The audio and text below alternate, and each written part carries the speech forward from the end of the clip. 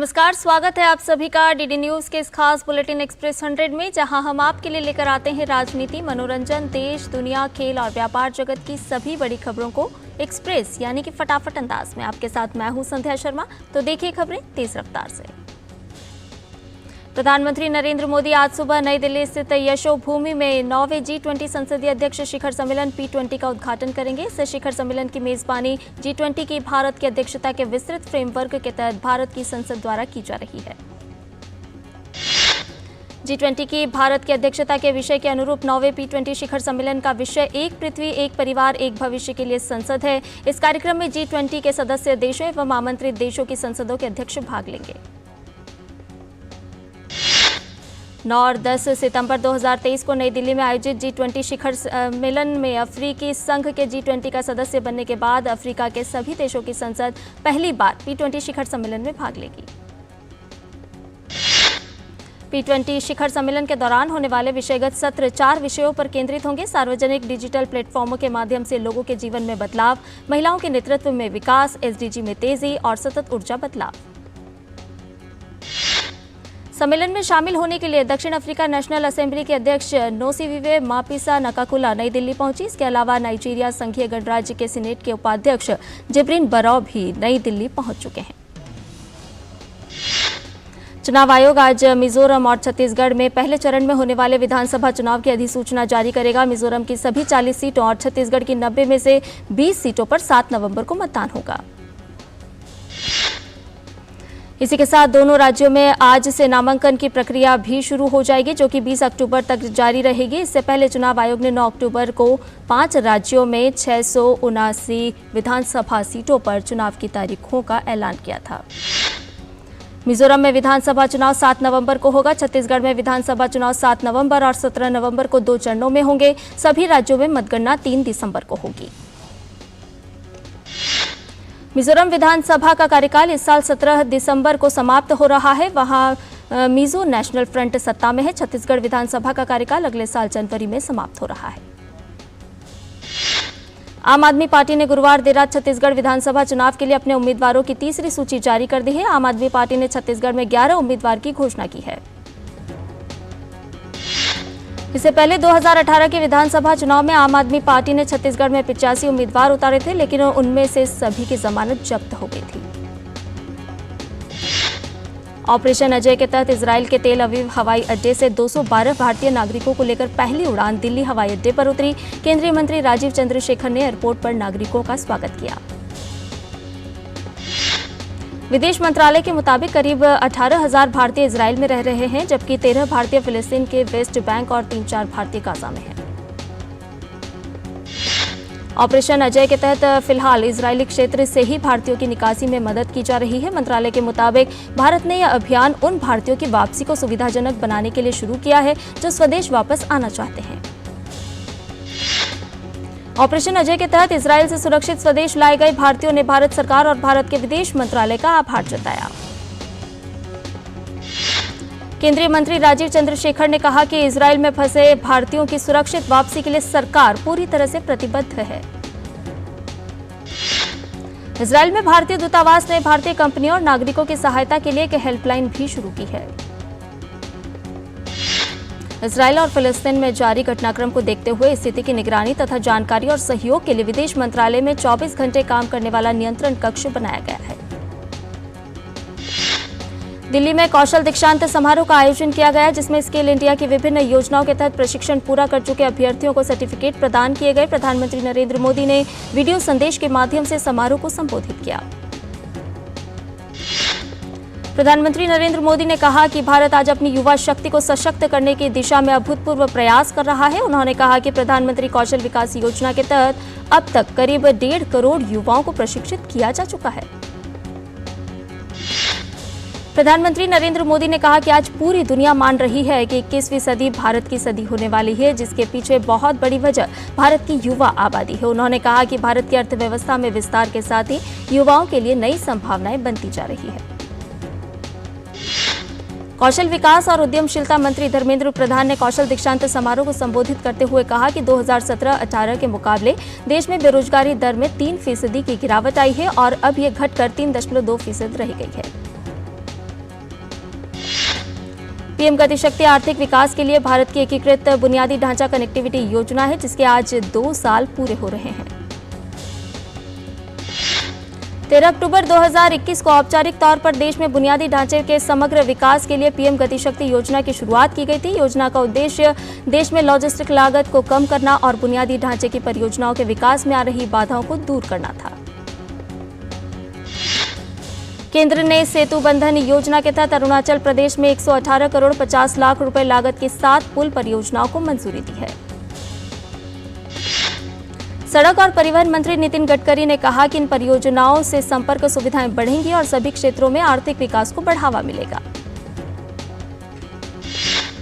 राष्ट्रीय स्वच्छ गंगा मिशन की कार्यकारी समिति ने 285 करोड़ रुपए की 7 परियोजनाओं को मंजूरी दी है। समिति के महानिदेशक जी अशोक कुमार की अध्यक्षता में कार्यकारी समिति की 51वीं बैठक आयोजित की गई। इसमें सीवेज प्रबंधन के लिए 3 परियोजनाओं, 2 पश्चिम बंगाल में और 1 उत्तराखंड को मंजूरी दी गई है। कार्यकारी समिति ने गंगा नदी के पुनर्जीवन में सहायता जारी रखने के लिए समग्र पारिस्थितिक कार्यबल के विस्तार को भी मंजूरी दी है। इसके अलावा गंगा टास्क फोर्स GTF को प्रादेशिक सेना की एक कंपनी को गोमती नदी के कायाकल्प के लिए भी मंजूरी दी गई है, जो गंगा नदी की सहायक नदी है। परियोजना की कुल लागत 134 करोड़ 86 लाख रुपए है। GTF वनीकरण, जैव विविधता संरक्षण के लिए संवेदनशील नदी क्षेत्रों की गश्त, नावों और पैदल नदी तटों पर गश्त, घाटों की गश्त और नदी प्रदूषण की निगरानी जैसी गतिविधियां करेगा। पूर्व राष्ट्रपति रामनाथ कोविंद राष्ट्रीय मानवाधिकार दिवस के 30वें स्थापना दिवस पर दिल्ली आयोजित कार्यक्रम में मुख्य अतिथि के रूप में शामिल हुए। इस मौके पर पूर्व राष्ट्रपति ने कहा कि राष्ट्रीय मानवाधिकार आयोग का जब से गठन हुआ तब से इसने लोगों के सामाजिक, राजनीतिक, आर्थिक और सांस्कृतिक अधिकारों को संरक्षित करने का काम किया है। भारतीय उद्योग परिसंघ की तरफ से दिल्ली के प्रगति मैदान में अंतर्राष्ट्रीय रेलवे उपकरण प्रदर्शनी के 15वें संस्करण का आयोजन किया गया। आयोजन में रेलवे में नवाचार से जुड़े देश भर के नीति निर्माता और तकनीकी विशेषज्ञ और उद्योग जगत से जुड़े हस्तियों ने हिस्सा लिया। दिल्ली में गुरुवार रात पुराने संसद भवन को रंग बिरंगी लाइटों से सजाया गया। अहमदाबाद में रऊफ शेख ने 0.900 मिलीग्राम वजन वाली विश्व कप की ट्रॉफी बनाई है। उनका दावा है कि यह दुनिया की सबसे कम वजन वाली वर्ल्ड कप की गोल्ड से बनी ट्रॉफी है। मध्य प्रदेश में नवरात्रि उत्सव से पहले छतरपुर में महिलाओं और बच्चों ने गरबा के लिए रिहर्सल की। अर्थव्यवस्था के मोर्चे पर बृहस्पतिवार को दोहरी राहत मिली। खुदरा मुद्रास्फीति सितंबर में 3 महीने के निचले स्तर 5.02% पर आ गई, जबकि औद्योगिक उत्पादन अगस्त में 14 महीने के उच्च स्तर 10.3% पर पहुंच गया। सरकार गन्ने के शीरे से बनने वाले एथनॉल उत्पाद के दाम में बढ़ोतरी कर सकती है। इसके दाम में 1 नवंबर से शुरू होने वाले सीजन 2023-24 के लिए 3% तक की वृद्धि हो सकती है। दिवाला कार्यवाही का सामना कर रही एयरलाइन गो फर्स्ट के लिए कम से कम 2 कंपनियों जेटविंग्स एयरवेज और जिंदल पावर ने प्रारंभिक बोलियां लगाई है। कंपनी ने बयान जारी कर शेयरधारकों को यह जानकारी दी।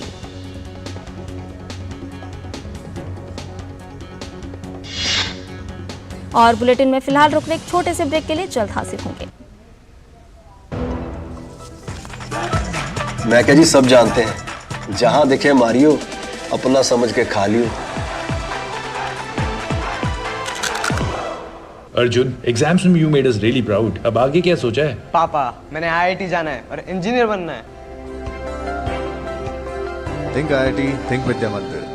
अब क्या देख रहे हो पापा? तुम कहते हो ना कि स्टॉक मार्केट में बहुत सोच समझ कर इन्वेस्ट करना चाहिए, बस थोड़ा सा ज्ञान ले रहा हूं। किससे? हर एक स्टॉक्स एक्सपर्ट है, मस्त एजुकेशनल वीडियोस बनाता है और अच्छी इन्वेस्टमेंट की टिप्स भी देता है। पापा, इन वीडियोस पे ना जाएं। अपना रिसर्च खुद करें या सेबी रजिस्टर्ड इन्वेस्टमेंट एडवाइजर से संपर्क करें। एजुकेशन के नाम पर कुछ इन्फ्लुएंसर्स अक्सर इन्वेस्टर को मिसगाइड करते हैं, नुकसान आपका होगा।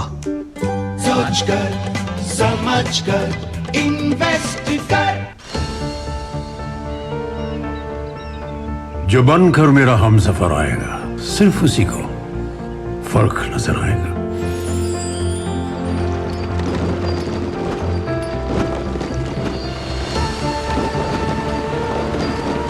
साल, बरस और सदी नहीं, एक युग गुजर जाएगा। उम्र न पूछो वंडर की, जब फर्क नजर आएगा। वंडर सीमेंट, फर्क नजर आएगा। और ब्रेक के बाद एक्सप्रेस 100 में आपका एक बार फिर से स्वागत है। आइए बाकी की खबरों को जान लेते हैं फटाफट अंदाज में। केंद्रीय वित्त मंत्री निर्मला सीतारमण ने मोरक्को के माराकेच में विकास समिति की 108वीं पूर्ण बैठक में विश्व बैंक के गवर्नर के रूप में भाग लिया।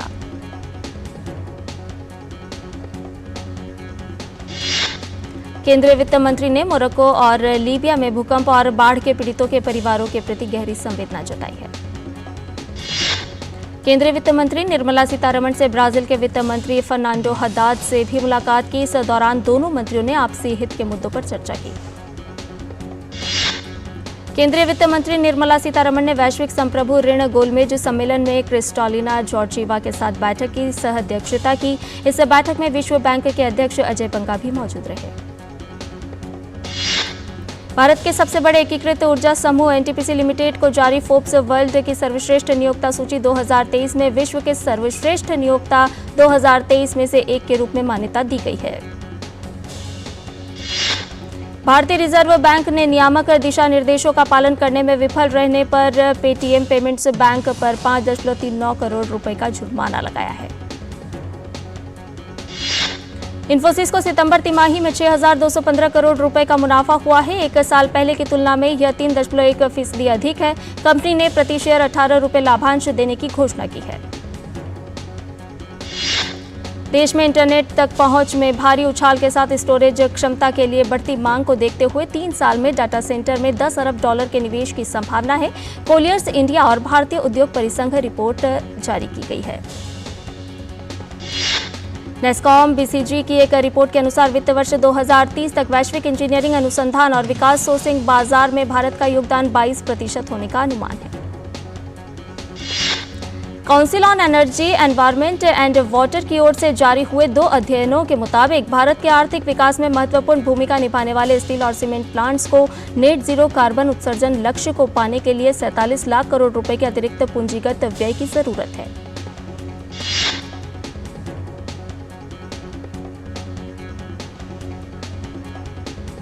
और किंग सेंटर के रेगुलेटर भारतीय रिजर्व बैंक आईडीबीआई बैंक के संभावित खरीदारों की जांच अक्टूबर 2023 तक पूरा कर सकती है, जिसमें आईडीबीआई बैंक में हिस्सेदारी बेचने की प्रक्रिया को पूरा किया जा सकेगा। बैंक ऑफ महाराष्ट्र ने चुनिंदा अवधि के लिए कोष की सीमांत लागत आधारित ब्याज दर 0.1% बढ़ा दी है। बैंक ने शेयर बाजार को बताया कि वाहन, व्यक्तिगत और आवास जैसे अधिकतर उपभोक्ता ऋणों के लिए ब्याज निर्धारित करने के लिए इस्तेमाल की जाने वाली 1 वर्षीय MCLR को बढ़ाकर 8.70% कर दिया गया है। केंद्रीय सहकारिता मंत्री अमित शाह ने कहा कि शहरी सहकारी बैंक बैंकिंग विनियमन अधिनियम को एक बाधा के रूप में नहीं बल्कि आगे बढ़ने और प्रतिस्पर्धी बनने के एक अवसर के रूप में देखें। सहकारी बैंकों पर जोर देते हुए अमित शाह ने कहा कि भविष्य सहकारी क्षेत्र का है और देश की अर्थव्यवस्था में योगदान करने की इच्छा रखने वाले 60 करोड़ लोगों को सशक्त बनाने में यूसीबी की महत्वपूर्ण भूमिका है। केसी रवि को लगातार चौथे साल क्रॉपलाइक इंडिया का चेयरमैन चुना गया। रवि सिंजेंटा इंडिया के चीफ सस्टेनेबिलिटी अधिकारी हैं। इस्पात उत्पाद विनिर्माता एपीएल अपोलो ने बृहस्पतिवार को दिग्गज फिल्म अभिनेता अमिताभ बच्चन को अपना ब्रांड एम्बेसडर बनाने की घोषणा की।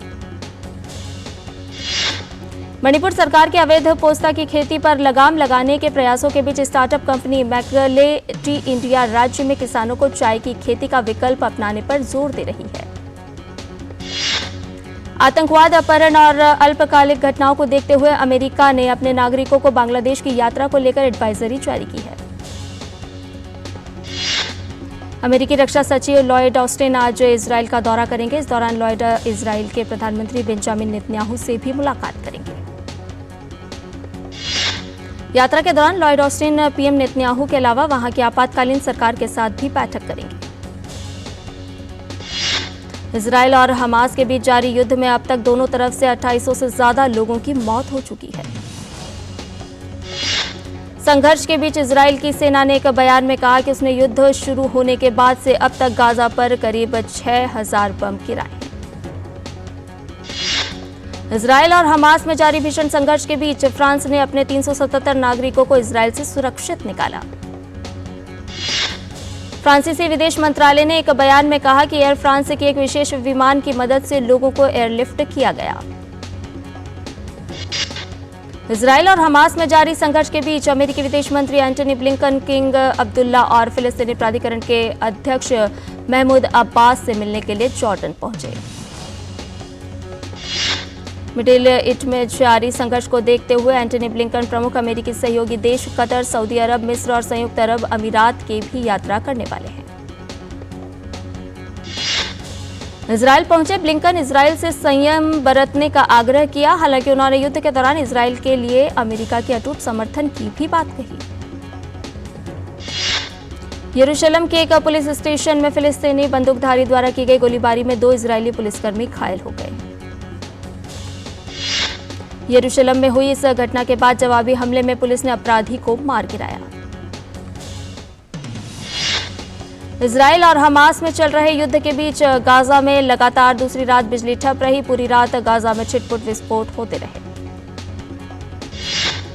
तेल अवीव में इजरायलियों ने हमास द्वारा किए गए हमले के पीड़ितों के लिए मोमबत्ती जलाकर जुलूस निकाला।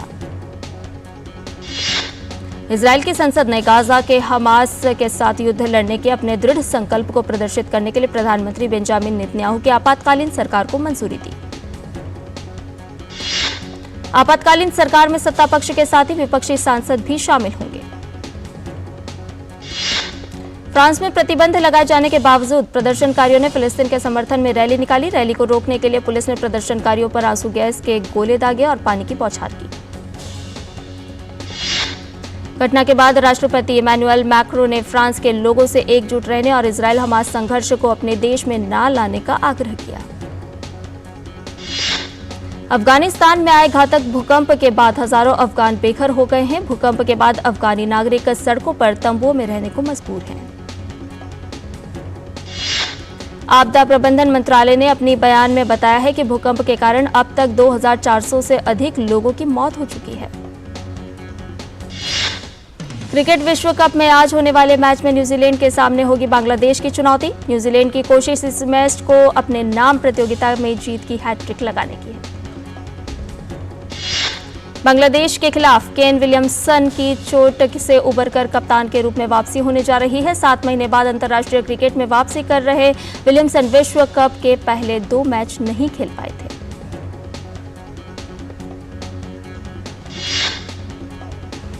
पिछले मैच में इंग्लैंड के खिलाफ हार के बाद बांग्लादेश की कोशिश जीत की पटरी पर वापस आने की। चेन्नई की पिच के स्पिनर्स को मदद करने की उम्मीद है। ऐसे में बांग्लादेश की टीम कीवी बल्लेबाजों को मुश्किल में डाल सकती है। आईसीसी विश्व कप में दक्षिण अफ्रीका ने ऑस्ट्रेलिया को 134 रन से दी करारी शिकस्त। ऑस्ट्रेलिया की प्रतियोगिता में दूसरी हार। क्विंटन डिकॉक ने खेली 109 रन की शतकीय पारी। विश्व कप में उनका लगातार दूसरा शतक। श्रीलंका के खिलाफ लगाया था शतक। भारत और पाकिस्तान के बीच मैच को लेकर खेल प्रेमियों के साथ पूर्व क्रिकेटर्स में भी उत्साह।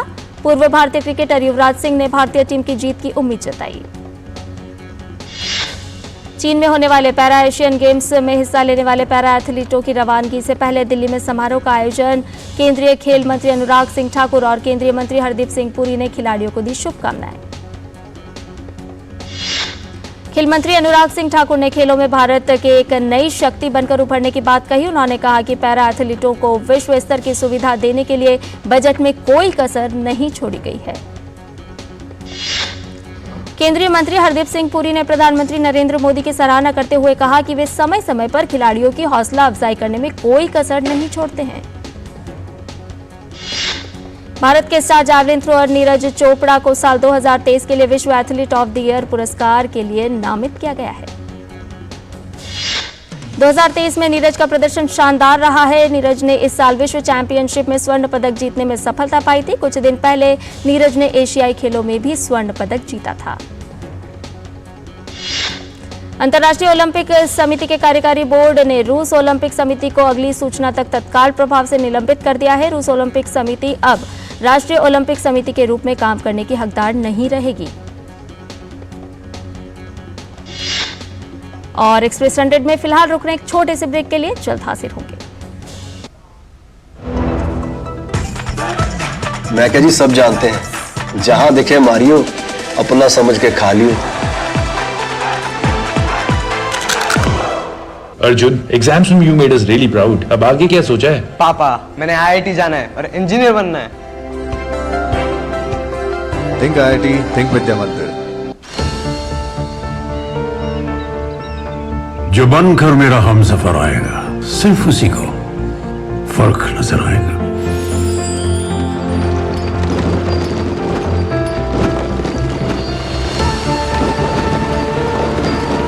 साल बरस और सदी नहीं, एक युग गुजर जाएगा। उम्र न पूछो वंडर की, जब फर्क नजर आएगा। वंडर सीमेंट, फर्क नजर आएगा। और एक्सप्रेस 100 में आपका एक बार फिर से स्वागत है। 141वीं अंतर्राष्ट्रीय ओलंपिक समिति की बैठक की मेजबानी करेगी मुंबई। 15 से 17 अक्टूबर तक होगी बैठक। आईओसी का सत्र आखिरी बार 1983 में नई दिल्ली में आयोजित किया गया था। स्कॉटलैंड को यूरो 2024 के लिए क्वालिफाई करने के लिए अभी और इंतजार करना पड़ेगा। अपने क्वालिफाइंग अभियान में स्कॉटलैंड को स्पेन के खिलाफ 2-0 से हार का सामना करना पड़ा। स्कॉटलैंड को यूरोपियन चैंपियनशिप में जगह बनाने के लिए सिर्फ 1 अंक की जरूरत है। स्पेन के पूर्व मैनेजर योर्गे विल्ता को मोरक्को की राष्ट्रीय महिला फुटबॉल टीम का प्रमुख कोच बनाया गया है। अपकमिंग फिल्म गणपत का नया गाना जय गणेशा रिलीज हो गया है। फिल्म 20 अक्टूबर को सिनेमाघरों में प्रदर्शित होने वाली है।